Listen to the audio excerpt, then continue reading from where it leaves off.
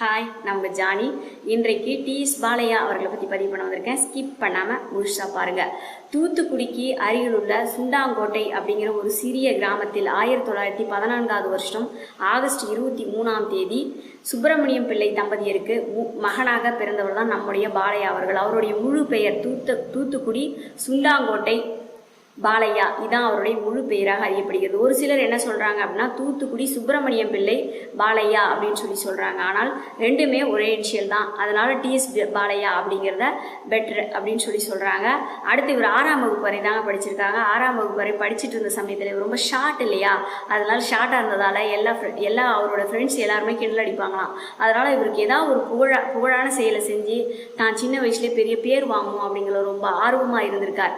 ஆர்வமாக இருந்த சமயத்தில் இவருடைய வீட்டில் இவரை சர்க்கஸ் கூப்பிட்டு போயிருக்காங்க. சர்க்கஸில் ஒவ்வொரு நிகழ்வுக்கும் எல்லாரும் கைத்தட்டில் எழுப்புனதை பார்த்துட்டு இவருக்கு சர்க்கஸ் கம்பெனியில் சேர்ந்தால் நம்ம பெரிய புகழை அடைஞ்சிடலாம் அப்படின்னு சொல்லிட்டு சர்க்கஸ் கம்பெனியில் போய் சேரத்துக்காக எல்லாத்தையும் போய் கேட்குறாங்க. அந்த சர்க்கஸ் கம்பெனிக்காரங்கிட்ட நீ சின்ன பையனாக இருக்க, உன்னை சேர்த்திக்க முடியாது அப்படி சொல்லிடுறாங்க.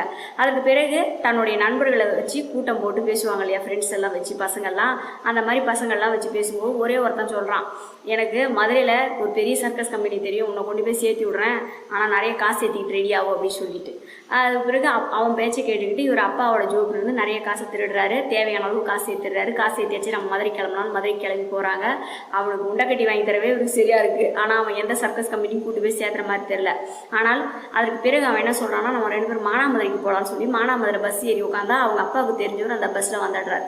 அப்பாவுக்கு தெரிஞ்சவர் பஸ்ஸில் வந்ததுக்கப்புறம் 2 பேர்கிட்டையும் எதுக்காக எப்போ உட்காந்துட்டு இருக்கீங்க, நீங்கள் தூத்துக்குடி பஸ்ஸில் உட்காரன்னு சொல்லி கேட்டப்ப 2 பேருமே மாற்றி மாற்றி பதில் சொல்ல அந்த ஆளுக்கு சந்தேகம் வந்துடுச்சு. சந்தேகம் வந்த பிறகு அவருடைய டவுசருக்குள்ளே கையை விட்டு பார்த்தா நிறைய சில்லறை காசு இருக்குது. சில்லறை காசை பார்த்ததுமே அவர் கண்டுபிடிச்சாரு. வீட்டுக்கு தெரியாமல் விடண்டா, உன்னை பற்றி சொல்லக்கூடாது அப்படின்னா நான் கல்லுக்கடிக்கு போகிறதுக்கு காசை கொடுன்னு சொல்லி அந்த ஆளை சமாளித்து காசை கொடுத்து அனுப்பிடுறாரு.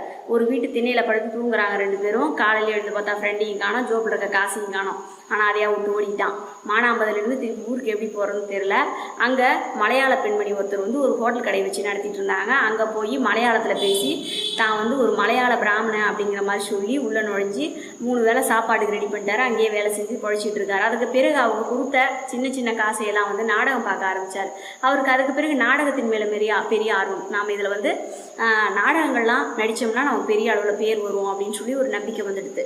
நம்பிக்கை வந்த பிறகு கசாப்பு கடை எதிர்த்தாப்புல ஒரு கசாப்பு கடை இருக்குது. அவங்க நாடக கம்பெனி ஆரம்பிக்க போகிறாங்கன்னு தெரிஞ்சது. இந்த கடையிலேருந்து அந்த கடையில் தாவி 1 மாதம் அங்கே வேலை செய்கிறார். 1 மாதம் கஷ்டப்பட்டு வேலை செய்கிறார். ஆட்டை வெட்டுற கடையில் எவ்வளோ கஷ்டமாக இருக்கும். அந்த வேலையை செய்துட்டு அவங்க நாடக கம்பெனியை ஆரம்பிக்கல அப்படின்னு தெரிஞ்சதுமே கல்லை எடுத்து அந்த கசாப்பு கடைக்காரரை அடிச்சுட்டு வெளியே வந்ததுமே கல்லை எடுத்து அடித்ததும் கசாப்பு கடைக்காரங்க சும்மா விடுவாங்களா, இவரை உதைக்க கத்தியால் எடுத்து குத்த வந்திருக்காங்க வெட்டுறன்ட்டு. கத்தி எடுத்துகிட்டு வெட்ட வந்ததுமே மலையாள பெண்மணியோட கடையில் இவர் தஞ்சம் அடைஞ்சிடுறாரு. அவங்க அவரை காப்பாற்றி வச்சிருந்து 10 ரூபா கொடுத்து சொந்த ஊருக்கே தப்பிச்சா போதுன்னு வர்றார். திருநெல்வேலிக்கு திருநெல்வேலியில் அவருக்கு பால மோகன சங்கீத சபா அப்படிங்கிற ஒரு சபாவில் நாகலிங்கம் செட்டியார் என்பவர் நடத்திக்கிட்டு இருக்காரு. அங்கே இவருக்கு நாடகத்தில் நடிக்கிறதுக்கு வாய்ப்பு தரோம்னு சொல்லி அவரை வேலைக்கு வச்சுக்கிறாங்க. வேலைக்கு வச்சப்ப அவருக்கு வயசு 15, சம்பளம் 5 ரூபா. அவருக்கு நடிப்பு தொழிலை கற்றுக் கொடுத்தவர் வாத்தியார் யார் அப்படின்னு பார்த்தோம்னா கந்தசாமி முதலியார். அவருடைய நாடகங்களில் இவர் நடிக்க ஆரம்பித்த போது அவர் அதிகமாக நடித்த நாடகம் என்ன அப்படின்னு பார்த்தோம்னா பரிபக்தி. அந்த சமயத்தில் எஸ்.எஸ். வாசன் அவர்கள் ஒரு திரைப்படத்தை இயக்கிறதா முடிவு பண்ணுறாரு. சதிலீலாவதி என்ற திரைப்படத்தை 1937 வருது அந்த திரைப்படம். அந்த திரைப்படத்தின் கதையும் பதிபக்தியோட கதையும் ஒரே சாயல் இருக்குது. முழுசாக அதே கதை தான் அப்படின்னு சொல்லக்கூடிய அளவுக்கு. அதனால் அந்த கேரக்டர் ஒரே ஒரு கேரக்டர் மட்டும் பாலையா தொடர்ந்து செஞ்ச கேரக்டரையே நாடகத்தில் செஞ்ச கேரக்டரே இவருக்கு வாங்கி கொடுக்குறாரு கந்தசாமி முதலியார். அவர் மேலே அவ்வளோ நம்பிக்கை வச்சு. ஆனால் அந்த திரைப்படத்தில் யாரெல்லாம் அறிமுகமாகறாங்க அப்படின்னு பார்த்தரலாம். எம்ஜிஆர் அவர்கள், எம்.கே. ராதா அவர்கள், என்.எஸ். கிருஷ்ணன் அவர்கள், டி.கே. தங்கவேலு அவர்கள், இவங்க எல்லாமே அந்த திரைப்படத்தில் தான் அறிமுகமாகறாங்க. அதில் வில்லன் கதாபாத்திரம், ஹீரோ நம்முடைய எம்ஜிஆர் அவர்கள். இப்படி அந்த கதாபாத்திரம் எல்லோராலும் ரசிக்கப்பட்டது. அதில் ஒரு வால் சண்டை கூட வருமா, அது ரொம்ப இயல்பாக செய்வாங்களாம். அதற்கு பிறகும் கூட ராஜகுமாரி என்ற திரைப்படத்திலையும் எம்ஜிஆர் அவர்களோடு இணைந்து நடித்து அதுலேயும் அவருடைய வால் சண்டை பெட்டரா எல்லாராலும் ரசிக்கப்பட்டது அப்படிங்கிறாங்க. இதற்கு பிறகு அவங்க 2 சூப்பர் ஸ்டார் நம்ம சொல்லுவோம் இல்லைங்களா. அப்போதைய சூப்பர் ஸ்டார் யார் அப்படின்னு பார்த்தோம்னா தியாகராஜ பாகவதர், பி.யு. சின்னப்பா அவர்கள். இவங்க இருவரோடும் இணைந்த நிறைய திரைப்படங்கள். பி.யு. சின்னப்பா அவர்களோட உத்தமபுத்திரன், ஆரியமாலா, ஜெகதல பிரதாபன் இந்த மாதிரியான திரைப்படங்கள்லாம் அவர் நடித்தார். அதே மாதிரி பாகவதரோடு இணைந்து அம்பிகாபதி போன்ற திரைப்படங்கள் நடித்தார். அது மட்டும் இல்லாமல் எம்ஜிஆர் அவர்களோடும் இணைந்து நிறைய திரைப்படங்கள் அவர் கேட்டே வாய்ப்பு வாங்கி தந்தார் அப்படின்னு சொல்லணும். அந்த அளவுக்கு அளவுக்கு வாய்ப்புகள் வாங்கி தந்தாலும் கூட மீரா என்ற திரைப்படத்தில் பாலையா செய்த கதாபாத்திரம் வந்து எம்ஜிஆர் செய்வதாக தான் இருந்தது. எம்ஜிஆர் செய்வதாக இருந்து தான் அவர் கல்கத்தா படப்பிடிப்பு போன சமயத்தில் இவரும் கூட ஒட்டிக்கிட்டு சும்மா தான் போயிருக்கார். சும்மா போனவருக்கு பார்த்துட்டு திடீர்னு படப்பிடிப்பு குழுவினர் வந்து எதாச்சும் எம்ஜிஆரை பார்க்கறத விட்டு பாலையாவை பார்த்துருக்காங்க. பார்த்ததுமே இந்த கேரக்டருக்கு இவரை விட இவர் பெஸ்ட்டாக இருப்பாருன்னு அந்த கேரக்டர் போட்டாங்க. இவருக்கு மூஞ்சே கருத்து போச்சு. ஏன்னா நம்ம நடிக்க வந்தால் இந்த அளவுக்கு தூக்கி போடுறாங்களே அப்படின்னு சரியான எரிச்சல் வயிற்றுச்சலே வந்துருச்சு எனக்கு.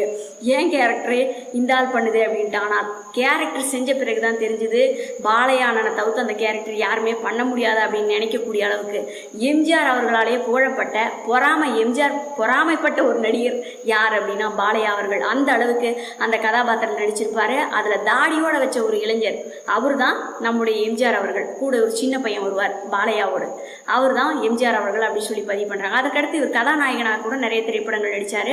மலையாள திரைப்படங்களையும் நடிக்க ஆரம்பித்தார். மலையாளம் இவருக்கு நன்றாகவே தெரியும். லலிதா பத்மினியோடு இருந்து நிறைய 2-3 திரைப்படங்கள் நடிச்சிருக்காரு. அமர்தீப்னு சொல்லக்கூடிய திரைப்படங்கள். அது மட்டும் இல்லாமல் பிரகலாத் அப்படின்னு சொல்லக்கூடிய படங்கள், இப்படி நிறைய திரைப்படங்கள் இவர் நடிச்சுட்டு தான் வந்தார்.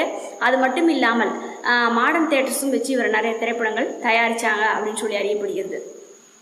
அடுத்தது எம்ஜிஆர் அவர்களோடு இணைந்து நடித்த திரைப்படங்களில் மதுரை வீரன் திரைப்படம். அதை யாராலுமே மறக்க முடியாது. வில்லத்தனத்தில் காமெடியை புகுத்த முடியும் அப்படிங்கிறது இவரால் தாங்க முடியும். அந்த அளவுக்கு வில்லத்தனத்தில் காமெடியை ரொம்ப அழகாக புகுத்தியிருப்பார். அவர் வந்து வாழை எடுத்துகிட்டு ஒரு மிரட்டுறதுக்கு வராராமா. மிரட்டுறதுக்கு வந்துட்டு அவரோட அல்லக்கை கூப்பிட்டு இன்னைக்கு என்ன கிழமை அப்படின்னு கேட்பாரு. இன்னைக்கு வெள்ளிக்கிழமை. ஐயோ இன்னைக்கு விரதம்ப்பா, கத்தியை கையில் எடுக்கப்படாது அப்படின்னு சொல்லி வாழை உரைக்குள்ளேயே போட்டுருவார். அந்த அளவுக்கு இயல்பாக நடிச்சிருப்பார். அது மட்டும் இல்லாமல் அவங்க எதிரிங்கெல்லாம் நாங்கள் பின்தொடர்ந்து தான் போனோம், அவங்க முன்தொடர்ந்து போயிட்டாங்க அப்படின்னு சொல்லும்போது சரி வெகு இயல்பாக அழகாக நடிச்சிருப்பார். அதே மாதிரி தூக்கியில் வந்து சேட்ஜியோட டயலாக்ஸ் வந்து, அதாவது சேட்ஜியோட நிம்பல் நம்பல் அவன் வரான் போகிறான் அப்படின்லாம் பேசுகிறதெல்லாம் வந்து ட்ரெண்ட் செட் ஆக்கினதே இவர் தான் அப்படிங்கிறாங்க. அந்த அளவுக்கு பாலையா அவர்கள் வெகு இயல்பாக தூக்கில் நடிச்சிருப்பார். அதே மாதிரி புதுமை பித்தன் திரைப்படம், அதை யாராலுமே மறக்க முடியாது. வஞ்சகத்தின் மொத்த உருவம் நடந்து வருகிறது பார் அப்படின்னா குண்டா முழுக்குன்னு இவர் நடந்து வருவார். ரொம்ப அழகாக நடந்து வருவார். அதை எல்லோரும் ரசித்தார்கள் அப்படின்னு சொல்லணும்.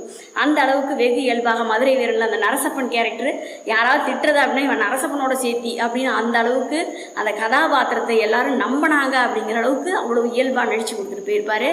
அடுத்தது பாகப்பிரிவினை. அந்த திரைப்படத்தை யாராலையுமே மறக்க முடியாது. ஒரு அண்ணாவா ரொம்ப இயல்பாக நடிச்சிருப்பாரு. சுப்பையா அவர்களோடு இணைந்து அவங்க அம்மா அப்பா படத்தை காட்டி அழுவாங்க. ரொம்ப அழகாக நடிச்சிருப்பார். ரொம்ப இயல்பாக அழகாக நடிச்சிருப்பார். அதே மாதிரி பாமா விஜயம், அதையும் யாராலையுமே மறக்க முடியாது. ஒரு கண்டிப்பான அப்பா, டீச்சர் அப்பா எப்படி இருப்பாங்களோ அந்த அளவுக்கு வெகு இயல்பாக அழகாக நடிச்சிருப்பாரு. ஒவ்வொருத்தருக்கும் சுந்தரராஜன் அவர்களுக்கும் நாகேஷ் அவர்களுக்கும் முத்துராமன் அவர்களுக்கும் ஏகப்பட்ட இது குளறுபடி பண்ணி அந்த வரவு எட்டெல்லாம் செலவு பற்றினா அந்த பாடல் மட்டுமல்ல, வாடகை சோபா 20 ரூபா, விலைக்கு வாங்கினா 30 ரூபா அப்படின்னு சொல்லும்போது அந்த பாடலை என்னால் மறக்கவே முடியாது. வரிக்கு வரி எனக்கு ஞாபகம் இருக்கும். அவ்வளோ அழகாக அந்த பாட்டை சின்ன வயசுலேயே ரொம்ப மனசில் அழகாக பதிவான அந்த பாட்டு எனக்கு ரொம்ப ரொம்ப பிடிச்ச பாட்டு அது. அதை வெகு இயல்பாக பேர பிள்ளைங்களை வச்சு நடிக்க வச்சிருப்பாரு. அவ்வளோ அழகான நடிப்பு அவருடைய நடிப்பு. இதில் இடைப்பட்ட காலத்தில் அவர் தலைமறைவாயிட்டார். ஏன் தலைமறைவாயிட்டார்னா அவருக்கு 3 பொண்டாட்டிங்க பேர் என்னன்னா பத்மாவதி, லீலா, நவநீதம். இவங்க 3 பொண்டாட்டிங்களுக்கும் 7 பசங்க 7 பிள்ளைங்க, 14 பிள்ளைங்களையும் பெற்று போட்டு சுகவாசியாக வாழ்ந்துகிட்டு இருந்தவர் திடீர்னு எல்லாத்தையுமே, அதாவது ஓரளவுக்கு மேலே ஒரு சலுப்பாடு வரான். எதையுமே சலுப்பாகி தலைமறைவாகி பாண்டிச்சேரியில் போய் சாமியாராக உட்காந்துக்கிட்டு இருந்திருக்காரு. அந்த சமயத்தில் மாடர்ன் தியேட்டர் சுந்தரம் வந்து அங்கே ஒரு ஷூட்டுக்காக போயிருக்காரு. ஷூட்டுக்கு இடம் பார்க்கறதுக்காக போனவர் மரத்தடியில் ஒரு ஆள் உட்காந்துருக்கேன், பாலையா மாதிரியே இருக்கே இந்த ஆள் அப்படின்னு சொல்லிட்டு போய் பார்த்துருக்காங்க. பார்த்தா அது பாலையாவே தான். அவர் காரில் அள்ளி துருத்திட்டு வந்திருக்காங்க. வரவே மாட்டேன்ட்டாரான். ஐயோ நான் வரல, எனக்கு இதே நிம்மதியாக இருக்குது, நான் எங்கேயும் வரல அப்படின்னு சொல்லிட்டு அவரை கூப்பிட்டு வந்து பர்மா ராணி அப்படிங்கிற படத்தில் கதாபாத்திரத்தை கொடுத்து அவரை திரும்பவும் ஹீரோவாக்கி அவரை பெரிய லெவலில் கொண்டாந்தாங்க அப்படிங்கிறாங்க. அதுக்கப்புறம் சித்ரா என்ற திரைப்படத்தையும் கதாநாயகனா சுந்தரம் அவர்கள் அவரை போட்டு எடுத்தாங்க அப்படின்னு சொல்கிறாங்க. இப்படி அவரை வைத்து இயக்கிய திரைப்படங்கள், தயாரித்த திரைப்படங்கள் எல்லாமே பாலையா இல்லைன்னா படம் நல்லா இருக்காது அப்படின்னு சொல்லக்கூடிய அளவுக்கு. அப்போதைய வில்லன் பெரிய ஹீரோ அப்படின்னா டி.கே. ராமச்சந்திரன் அவர்கள். அவரை கேட்டிருக்காங்க, உங்களுக்கு பிடிச்ச சிறந்த வில்லன் நடிகர் யாருன்னா வேற யார், பாலையா தான் அப்படின்னு சொல்லியிருக்காங்க. அதே மாதிரி நாடக தந்தை என்று அழைக்கக்கூடிய அவ்வை கே. சண்முகம் அவர்கள், அவர் என்ன சொல்லியிருக்காருன்னா, நடிகர்களுக்கு விசிறிங்க இருப்பாங்க ஓகே, ஆனால் ஒரு நடிகருக்கே நடிகருங்கெல்லாம் நிறைய விசிறிங்க இருக்காங்க அப்படின்னா அது பாலையாவுக்கு தான் அப்படின்னு. அதாவது ஒரு நாடக தந்தை அவ்வை சண்முகம் வாயிலிருந்து இவ்வளோ பெரிய வார்த்தை வருதுன்னா அது பாலையா அவர்கள் தான். அதே மாதிரி no one can replace with Balayya அப்படின்னு ஒருத்தர் சொல்லியிருக்காரு. யார்? எல்லிஸ் டங்கன் அவர்கள். ஏன் அதை மென்ஷன் பண்ணார் அப்படின்னா, அவரை வச்சு அவர் வந்து சதி லீலாவதி, ராஜகுமாரி, இரு சகோதரர்கள் இந்த மாதிரியான திரைப்படங்களை அவரை வச்சு எடுத்திருக்காரு. அப்படி எடுத்தப்ப அவரை மாதிரி ஒரு உடல் மொழி, அவரை மாதிரி ஒரு வசன டயலாக் டெலிவரி இப்படி யாருமே கிடையாது, இனிமே பிறக்க போகிறதும் இல்லை, பாலையா ஒன்லி ஒரு பாலையா தான் அப்படின்னு சொல்லியிருக்கார். அந்த அளவுக்கு பாலையாவின் நடிப்பு மீது எல்லோரும் அபார நம்பிக்கை வைத்ததோடு மட்டும் இல்லாமல் அவருடைய உடல் மொழி யாருக்கும் இன்னைக்கு வரைக்கும் வரல அப்படிங்கிறது தான் நிதர்சனமான உண்மை அப்படின்னு சொல்லணும். அதற்கு அடுத்தடுத்த திரைப்படங்கள், அதாவது சிவாஜிக்கு கலர் திரைப்படங்கள் என்னென்ன நடித்தாங்க அப்படின்னு பார்த்தோம்னா, திருவிளையாடல் வந்து ஹேமநாத பாகவதராக நடிச்சிருப்பார். ஹேமநாத பாகவதராக நடிச்சிருக்கும் போது அந்த ஒரு நாள் போதுமா அந்த பாடலில் வந்து பாலமுரளி கிருஷ்ணா தான் பாடினார், நமக்கு எல்லாருக்குமே தெரியும். ஆனால் அந்த படத்தில் நடிக்கிறதுக்கும் ஒரு வாய்ப்பு கேட்டிருக்காரு ஏபி நாகராஜன்கிட்ட. ஆனால் அவர் வந்து நான் பாலையா தவிர யாருக்கும் இந்த கேரக்டர் கொடுக்குறதா ஐடியா கிடையாது, ஹேமநாத பாகவதர்னா அது டிஎஸ் பாலையா தான் அப்படின்னு சொல்லியிருக்காரு. அதற்கு வந்து அவருக்கு வந்து ரொம்ப டென்ஷன் ஆகிடுச்சான், நமக்கு வந்து நமக்கு இந்த வாய்ப்பை தரமாட்டுறாங்களே அப்படின்ட்டு. ஆனால் அந்த படத்தை எடுத்து முடித்த பிறகு, அந்த பாட்டை எடுத்து முடித்த பிறகு போய் பார்த்துட்டு அவர் வந்து டிஎஸ் பாலையா என்னுடைய பாடலுக்கு உயிரே கொடுத்துருக்காரு, அந்த அளவுக்கு பாடலுக்கு உயிர் கொடுத்து நடிச்சிருக்காரு, ரொம்ப அழகாக வந்திருக்கு, என்னுடைய பாட்டு இல்லைன்னா இந்த அளவுக்கு ஜெயிக்க வாய்ப்பே இல்லை அப்படின்னு. என்னடா மதுரைக்கு வந்த சோதனை இது அப்படின்னு சொல்லும்போதும் சரி, இந்த பாண்டிய நாட்டின் விறகு வெட்டிக்கு இந்த ஹேமநாத பாகவதர் அடிமையப்பா அப்படின்னு அவர் சொல்லும்போதும் சரி, அந்த ஒவ்வொரு தடவையும் மிரட்சியோடு பயத்தோடு சாயி என்ன என்ன அப்படின்னு சொல்லி சிவாஜி கேட்டுக்கிட்டே இருப்பார். அவர் ஒன்றும் இல்லை அப்படின்னு சொல்லி எச்சை கூட்டி முழுங்குவார். ரொம்ப இயல்பாக அழகாக அந்த சீன் நம்ம எல்லாருக்கும் குபீர்னு சிரிப்பு வரும். அவ்வளோ அழகாக அருமையாக அந்த கேரக்டர் பண்ணியிருப்பார் திருவிளையாடலில். கொஞ்ச நேரமே ஆகும் அவருடைய கதாபாத்திரம் நின்று பேசிச்சு அப்படின்னே சொல்லணும். அதே மாதிரி பெட்ரோல் தான் பிள்ளையா, அந்த படத்தில் வந்து இவர் ஏட்டா நடிச்சிருப்பாரு, செம்மையாக ஆக்ட் பண்ணிருப்பாருங்க, சூப்பராக இருக்கும் அந்த கேரக்டரு.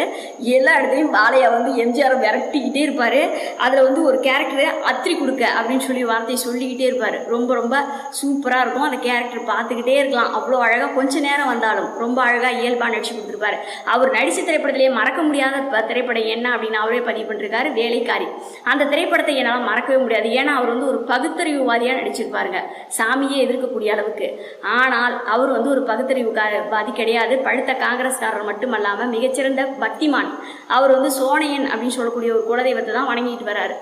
ஒவ்வொரு ஷாட்டும் அடித்து முடிச்சதும் அந்த சோனையனை பார்த்து விபூதி எடுத்து தலையை நெத்தியில் இட்டுக்கிட்டு வயிற்று பழப்புக்காக என்னென்னவோ பேச வேண்டியிருக்குது, இனி மன்னிச்சிரு சோனையான்னு சொல்லிக்கிட்டே இருப்பாராம். அந்த அளவுக்கு மிகச்சிறந்த மனிதராக அவர் அறியப்படுகிறார். அதற்கு அடுத்தது சிவாஜி அவர்களோடு இணைந்து தில்லானா மோகனாம்பாள் பெஸ்ட்டு பெட்டரான கேரக்டருங்க. தமிழ் புத்தகம்லாம் அடிச்சிருப்பாரு. அதில் ஒரு சீன் சொல்லியே ஆகணும். எந்த சீன் அப்படின்னா, ட்ரெயினில் உட்காந்துட்டு இருப்பாங்க எல்லாரும், உட்காந்துட்டு இருக்கப்போ கேட்பாங்க, எல்லாருமே சொல்லுவாங்க, அந்த லேடிஸ் வந்து CK சரஸ்வதி அவங்க பேர், அவங்க சொல்லுவாங்க, உட்காந்துருக்க ஆம்பளைங்களாம் ரயிலே விலைக்கு வாங்கிட்டு தான் நினைப்பா, கொஞ்சம் தள்ளி உட்காருறது அப்படிம்பாங்க. அதுக்கு இவர் சொல்லுவார், ஆட்டம் ரொம்ப ஜாஸ்தியாக இருக்குது அப்படிம்பாரு. அப்படியே உனக்கு வண்டியில் உதறிக்கிட்டே, அதே மாதிரி தம்பி காற்று ஜாஸ்தியாக இருக்குது, நான் அந்த பக்கம் உட்காந்துக்கிறேன், நீ இந்த பக்கம் வந்துரு அப்படின்னு சொல்லும்போதும் சரி, வெகு இயல்பாக நடிச்சிருப்பா. அந்த சீனுக்கு 4 டேக் போயிருக்கு. அதாவது ஆட்டம் ஜாஸ்தியாக இருக்குன்னு சொன்னதுக்கு 4 ரீடேக் போயிடுச்சு.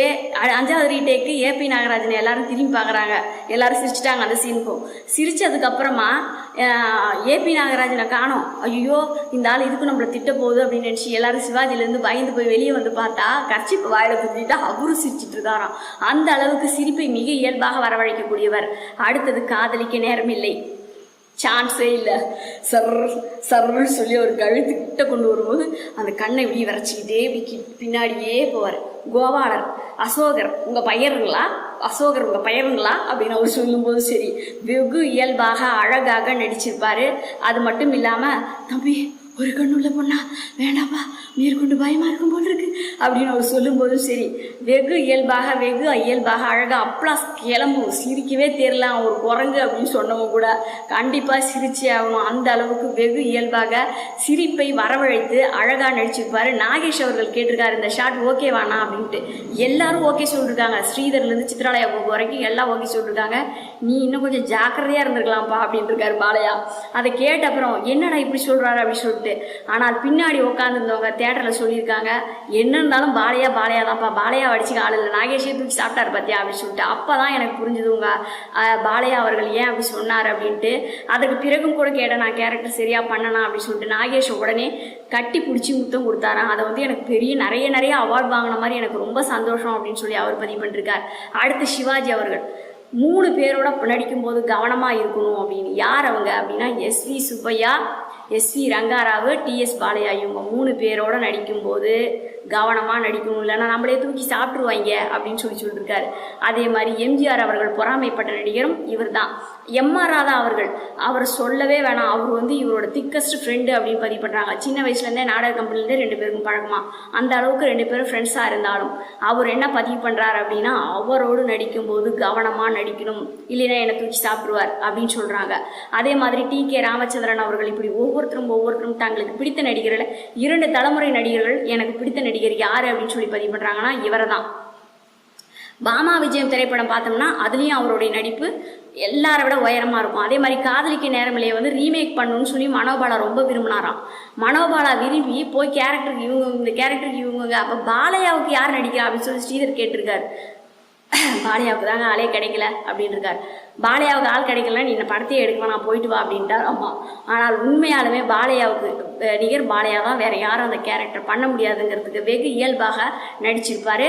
அதே மாதிரி இன்னொரு திரைப்படம் அடிமைப்பெண் திரைப்படத்தில் அசோகனோட கேரக்டர் இவர் தான் செய்யணும் அப்படின்னு சொல்லி ஆசைப்பட்டாராம். ஆனால் எம்ஜிஆர் அவர்கள் அந்த வாய்ப்பை கொடுக்கல. கட்சி ஆரம்பிக்கும் போதும் கூட எம்ஜிஆர் அவர்களை வந்து கட்சி ஆரம்பிக்கிறதுக்கு முன்னால் கலந்து ஆலோசித்தது யாரோட அப்படின்னா டிஎஸ் பாலையா அவருடைய மகனே இதை பதிவு பண்ணுறார். அந்த அளவுக்கு அவர் மீது தன்னுடைய தம்பி, அதாவது உடன் பிறந்த தம்பி அப்படிங்கிற அளவுக்கு அவ்வளோ அன்பு அவர் மேலே வச்சுருப்பாராம். அதே மாதிரி காமராஜர் வந்து அவருடைய சிஷ்யர் அப்படின்னே சொல்லலாம் டிஎஸ் பாலையாவை. அந்த அளவுக்கு அவர் மீது அவ்வளோ அன்பு. சீனிவாசன் அப்படிங்கிறவரு அவரை தோற்கடித்தார் 2வது முறையோ 3வது முறையோ அவரை தோற்கடித்தார். அது நமக்கு கருப்பு புள்ளி. ஆனால் அந்த ஆளோட உட்காந்து இவர் தண்ணி போட்டிருக்காரு. தண்ணி போட்டுட்டு இருந்த சமயத்தில் அந்த ஆள் வந்து நான் காமராஜரே ஜெயிச்சு சீனிவாசன் நான் தான், காமராஜரே ஜெயிச்சு சீனிவாசன் நான் தான், அந்த ஆள் பேசுறதும் இன்னொரு வாட்டி சொல்லு அப்படின்னு சொல்லக்கூடிய அளவுக்கு திரும்ப கேட்டதும் அந்த ஆள் பயந்துட்டாராமா, அமைதியாயிட்டாராமா, ஏதோ நம்மளை பண்ணுவாங்க போடுறதுன்னு. அதே மாதிரி ரொம்ப உணர்ச்சி வசப்படக்கூடியவர், எளிதில் உணர்ச்சி வசப்படக்கூடியவர் யாருன்னா பாலையா அவர்கள். என்ன காரணம் அப்படின்னா உடனே உணர்ச்சி வசப்பட்டுருவார். எட்ரா துப்பாக்கி அப்படின்னு சொல்லுவாராம் உடனே. அந்த அளவுக்கு கோவப்படக்கூடியவர் அப்படிங்கிறாங்க. ஆனால் அவருடைய வாரிசுகள் யாரெல்லாம் சினிமா உலகத்தில் வந்து ஜெயிச்சாங்க அப்படின்னு பார்த்தோம்னா ஜூனியர் பாலையா மட்டும்தான். அவர் மட்டும்தான் சினிமாவில் ஜெயிச்சாரு அப்படின்னு சொல்லி பதிவு பண்ணுறாங்க. அது மட்டும் இல்லாமல் அவர் கூட சின்ன கதாபாத்திரங்கள் தான். ராசுக்குட்டி, வீட்டில் விசேஷங்கள், இந்த மாதிரி பாக்கியராஜோட திரைப்படங்களும் எதுலையும் மிஸ் ஆகாமல் அவர் வருவார். இப்போ ரீசெண்டாக நேர்கொண்ட பார்வை, சாட்டை, இந்த மாதிரியான திரைப்படங்களில் அவர் நடிச்சிருந்தார். அவருடைய நடிப்பும் வெகு இயல்பானது அப்படின்னு தான் சொல்லணும். அதாவது அப்பாவுக்கு தகுந்த வாரிசு அப்படின்னு தான் சொல்லணும். ரொம்ப அமைதியாக அழகாக நடிச்சு கொடுத்துட்டு போயிருப்பாரு. எம்ஜிஆர் அவர்கள் பாலையா அவர்கள் இறந்த பிறகும் கூட உங்கள் அம்மாவோட சகோதரன் என்னை நினச்சிக்கோ, என்னை வந்து நீ நல்ல என்கிட்ட வந்து எந்த உதவி வேணாலும் கேளு அப்படின்னு சொல்லி எம்ஜிஆர் அவர்கள் சொன்னதாக அவர் பதிவு பண்ணுறாரு. அதே மாதிரி அவ்வளோ மிகச்சிறந்த நடிகருக்கு எந்த ஒரு பாராட்டு விழாவோ எந்த ஒரு விருதுமே கொடுக்கல அப்படிங்கிறது தான் என்னுடைய அளப்பரிய வேதனைன்னு சொல்லணும். அந்த அளவுக்கு மிகச்சிறந்த நடிகரான அவருக்கு பெரிய விருதுகளோ இல்லை பெரிய அவார்ட்ஸோ கொடுக்கலைனாலும் இன்றும் மக்கள் மனதில் நின்று வாழ்ந்து கொண்டிருப்பார் அப்படின்னு தான் சொல்லுவான். 1972 அவர் வந்து நெஞ்சு வலி வந்து மாரடைப்பு காரணமாக இறந்துட்டு தான் பதிவு பண்ணுறாங்க. அப்படிப்பட்ட ஜீனியஸ் டிஎஸ் பாலையா அவர்களை பற்றி நான் சொன்ன இந்த பதிவு பிடிச்சிருந்தா குட்டிஸ் தமிழ் ஸ்டோரி சேனலுக்கு சப்ஸ்கிரைப் பண்ணுங்கள், லைக் பண்ணுங்கள், ஷேர் பண்ணுங்கள். பாய்.